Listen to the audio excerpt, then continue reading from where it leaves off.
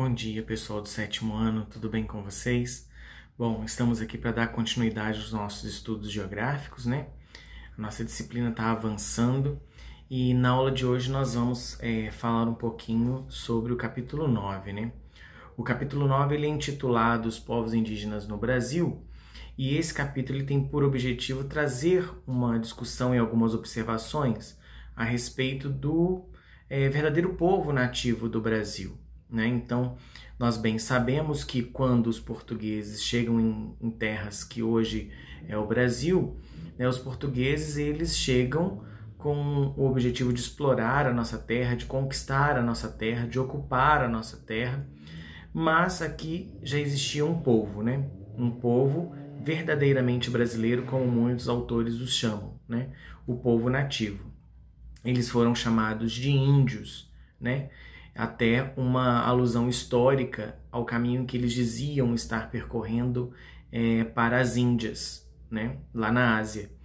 E aí eles ficaram conhecidos como índios, mas os índios brasileiros eles são, na verdade, os nativos do nosso povo, né?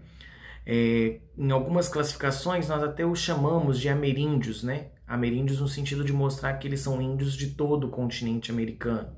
Porque tiveram índios, né? Tinham índios em 1500 por todo o continente americano, inclusive grandes civilizações, né? Como a gente bem estuda em geografia e em história nos anos mais à frente, né?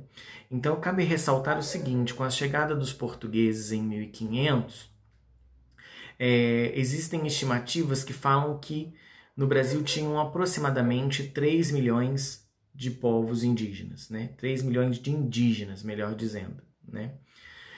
Desses 3 milhões, é uma estimativa, não tem como calcular, né? Mas é uma média que, por aproximação, os autores acabam definindo, né? 3 milhões de indígenas.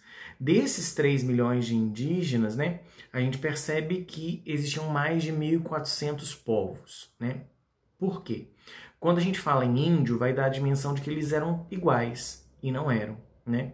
Nós tínhamos índios de várias tribos, de várias etnias, né, de várias composições culturais. Então eles tinham linguagens diferentes, alguns tinham hábitos diferentes, né? Embora a gente reúna uma certa homogeneidade para tratar dos indígenas, eles não são todos iguais, né? Mas tinham aproximadamente e tinham em torno de aproximadamente 1.400 povos, né? Ou nações indígenas, como alguns acabam relatando. Né? Então a gente sabe que nos primeiros 70 anos, ou até mesmo nos primeiros 100 anos, de acordo com alguns pesquisadores, né, tanto da área de história associada à estatística, alguns estudos etnográficos, eles falam que nos primeiros 70 a 100 anos, né, mais de 90% da população ela diminuiu, né? Então ela foi reduzida. É o que a gente chama de dizimar a população. Né? Então essa população que era em torno de 3 milhões, ela cai aí para uns 300, 350 milhões nos primeiros 70, 100 anos, né? De acordo com alguns pesquisadores. Né? Eu gostaria que vocês aproveitassem esse vídeo, mas que vocês também acompanhassem um mapa.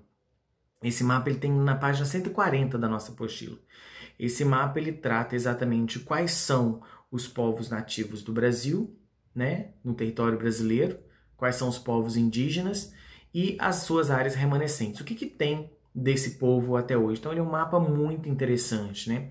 Ele vai mostrar pra gente as diferentes nacionalidades, os diferentes agrupamentos étnicos que tinha lá em 1500, né? Então você tem os tupis, ou os guaranis, ou alguns autores até os chamam simultaneamente como tupis e guaranis, né? Tupi-guarani. Nós tínhamos também os Gês, os Aruaques, os Panos, os Tucanos e alguns outros, algumas outras nacionalidades indígenas que a gente sabe que era do nosso território. Então, nessa página 140, a gente vai perceber isso, né? Se a gente for comparar com o que tem hoje a gente sabe que não tem muito, né, desses descendentes indígenas, e mais do que isso, a maioria deles sofreu um processo de aculturamento, que a gente chama, né? Eles hoje sofreram forte influência, né, nos mais de 500 anos de ocupação portuguesa.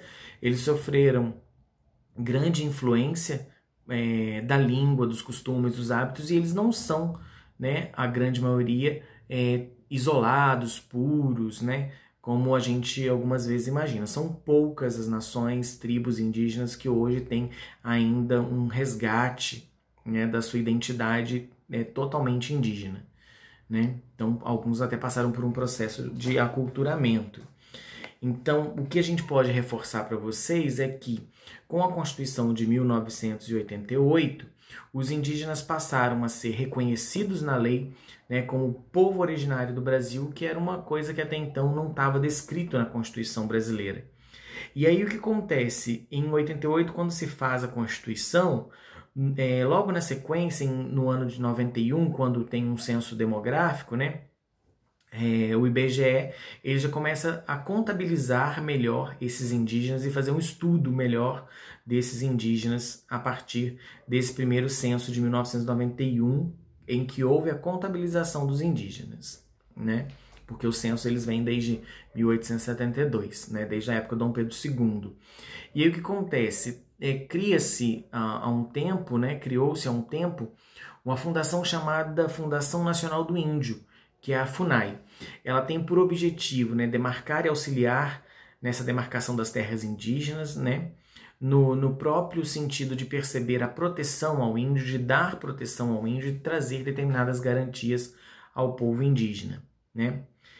O que cabe ainda ressaltar também é o fato de que a população indígena ela tem, por lei, uma necessidade de ter o seu resgate, né, preservado, seu resgate enquanto nação, seu resgate enquanto povo, o seu resgate enquanto índio propriamente dito, né, indígena propriamente dito.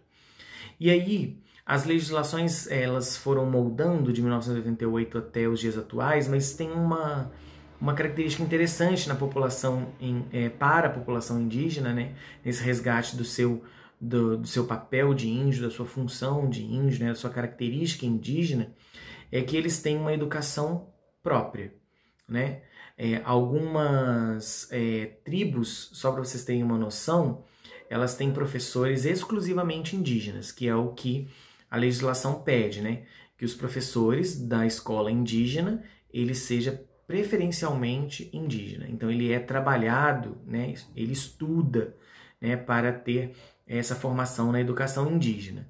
Na nossa região não é comum, mas nas universidades, na região norte do país, por exemplo, na região da Amazônia, né, de toda a floresta amazônica, no estado do Amazonas, do Pará e outros estados, você tem cursos de ensino especializados em educação indígena. Então, o índio, ele se prepara para ser um professor indígena. E uma característica interessante é que o indígena, a educação indígena ela é considerada bilíngue ou até multilíngue. Porque eles têm que apropriar da língua nativa, mas ele também tem que apropriar da língua portuguesa. Isso faz com que seja muito enriquecedor para o grupo indígena, né? A maioria das tribos, inclusive, já que a gente está falando dessa questão escolar, né, indígena, a maioria das tribos, por exemplo, elas não adotam, né, livros didáticos, apostilas, né, essas ferramentas educacionais que é do homem branco, que é da nossa civilização. Muitas dessas tribos elas adotam o que a gente vai chamar de educação na oralidade. O que é na oralidade? Na fala, né? Então eles ouvem sempre, né? A tradição indígena sempre fala isso, né? Que eles ouvem sempre os mais velhos e seguem, na verdade, né, os ensinamentos dos mais velhos, que vão desde hábitos simples da tribo, né, da rotina da tribo, até um conhecimento maior que a educação indígena permite que eles tenham, inclusive a própria língua nativa e a própria língua portuguesa, né? Então isso é uma característica dessa questão da oralidade, né? Então o capítulo 9 ele trabalha com esses elementos do povo indígena que por mais de 500 anos, né, passou por um processo, né, de mudança, né, da sua ocupação dentro do território brasileiro. Agora, um povo muito rico de características culturais, de características linguísticas, né? Porque quando os portugueses chegam aqui em 1500, eles viviam basicamente da caça, da pesca, da colheita, de um plantio de subsistência, né? Apenas o necessário para a sua sobrevivência. Então, esse povo é o verdadeiro povo do território brasileiro, né? É o povo originário do Brasil. Eu espero que vocês tenham gostado do tema, eu acho muito interessante. Até mais, até a nossa próxima aula. Releiam sempre, né, o capítulo e assistindo o vídeo. Um abraço a todos, até mais.